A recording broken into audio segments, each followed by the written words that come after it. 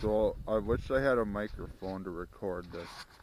But anyways, was intending to do a review on this for a long time. But this is a Vexilar FL8. I've had it for 3 years. And I really like it. This is the simplest Vexilar flasher. I think it runs about $279 or $300. I'd have to look again. For just a beginner, it works perfectly fine. It's a lot simpler than the like FL8s or the fancier Vexilar models. And here's what things it has. I don't know what the difference between S and D is here, but this changes how deep you are. So like, I don't know why if you have D it says it's only 4 feet deep here, and if you have it on S it says it's 8.5 feet deep here plus the ice, and the map says it's like 10 feet here, so that's right. And then if you go to 2 it zooms in, so instead of being 8 feet deep it says it's at 4, and you multiply it times 2, and then if you turn it to 4 it says it's 2 feet deep, which if you multiply it times 4 you'll get 8 feet deep. And you can see it gets finer and finer as you turn the zoom up. And if you're in deeper water you want to turn it up so you can see the fish, and I think this can go down to 80 feet when you have it on 4. Although in deeper water it does not work great. So, and this top button is gain, so you can see where my jig is, and as I turn the gain up this gets bigger and larger and larger, so my bait looks like this when I turn the gain up, whereas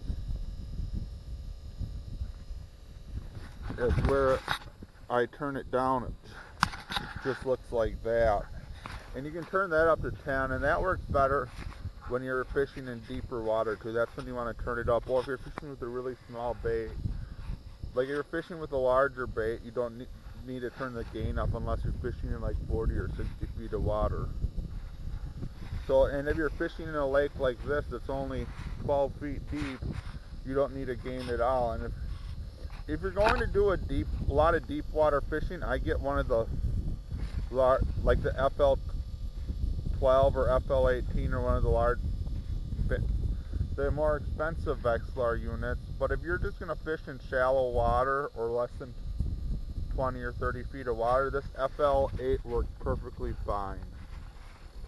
I've had it and I haven't replaced the battery yet in 3 years of having it, and I go ice fishing at least 2 days a week during the winter, so it definitely gets a lot of use. I usually just take it home and charge it up, and here's the charging cable for it right here, and you attach that into the wall and can plug it in and charge it, and my charger still works after 3 years too.